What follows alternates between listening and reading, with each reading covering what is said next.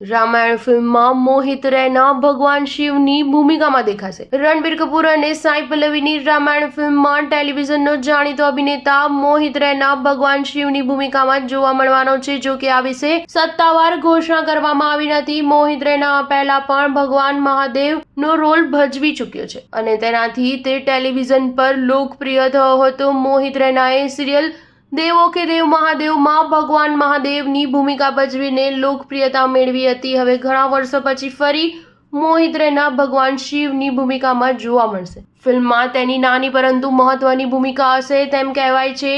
Nitish તિવારીની રામાયણનું shooting હાલ ચાલી રહ્યું છે, જેમાં ભગવાન શ્રી રામના રોલમાં રણબીર કપૂર અને સીતા માતાના રોલમાં સાઈ પલ્લવી કામ કરી રહ્યા છે. ફિલ્મમાં યશે પણ રાવણના રોલમાં તાજેતરમાં શૂટિંગ શરૂ કર્યું હતું.